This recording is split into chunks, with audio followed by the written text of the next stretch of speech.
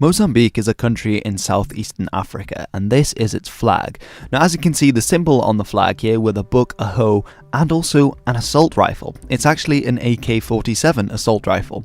And in this video, I want to find out why on earth do they, and two other countries actually, but specifically Mozambique in this one, have an assault rifle on their flag.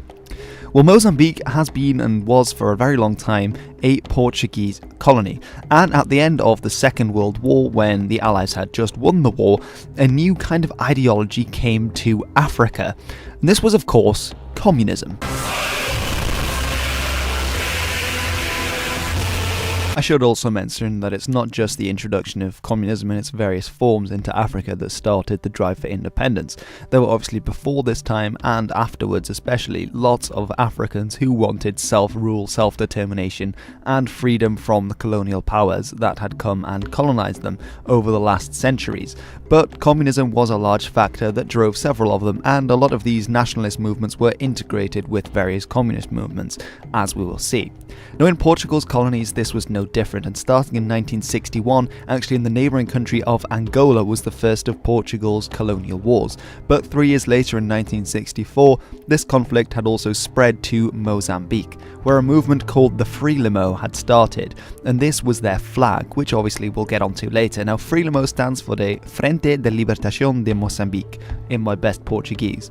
And they fought a long guerrilla campaign against the Portuguese in Africa. And because obviously they went for a more Marxist kind of ideology, they were supported and supplied in large part by various communist powers, the largest being the Soviet Union, as well as others like Cuba and Bulgaria, I believe, and some of the Eastern Bloc countries. And so many of these supplies came in the form of weapons, and specifically the Kalashnikov, the AK-47, which many of them used and was well suited to the jungle terrain of Mozambique for fighting against their Portuguese adversaries. However, by 1970, the Portuguese had started a large counter-offensive, very aggressively taking back territories lost and punching a hole through Frelimo, as well as killing many civilians in the process, which is always the case in this kind of guerrilla style of fighting.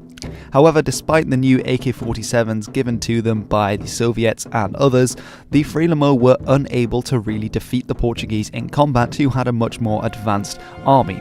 However, in 1974, there was a revolution in Portugal itself, in Lisbon, called the Carnation Revolution, which was against the military dictatorship-style government which had been in place in Portugal. And during this rebellion, there was obviously a regime shift in Portugal, and they decided to give up parts of the empire, including Mozambique and Angola and their African territories. So these territories then became their own independent nations, Mozambique included. And now Mozambique decided to adopt the colours of the flag of the Frelimo, which had been the Pan-African colours of green, black and gold, as well as the red, which is sometimes added into those, as well as being obviously a Marxist colour. And they came up with this design, which was shifting around the colours essentially. And they also came up with this first design of the AK-47, the hoe and the book. Now this is like the crossed symbol of the Soviet Union, the hammer and sickle, except the hoe is more used in African agriculture and represents the agriculture of Mozambique. The red star there is representing the red star of Marxism, and obviously the cog is for the industry that they would hope to create, also relating to the Marxist kind of symbols there. Now, because this new nation was following a Marxist route, there were obviously those who weren't happy with the new land distribution and totalitarian style of government, and so within 3 years of the end of the Portuguese war that they had fought against their colonial adversaries, they were fighting amongst themselves during the Mozambique Civil War, where another group fought against the regime, and this war went on for a long time and claimed many lives as well.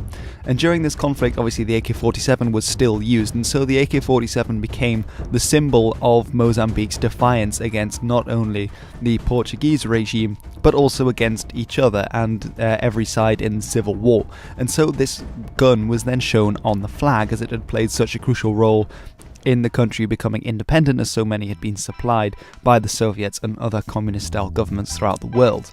So thank you very much for watching. This has been my short video on why the flag of Mozambique features an AK-47.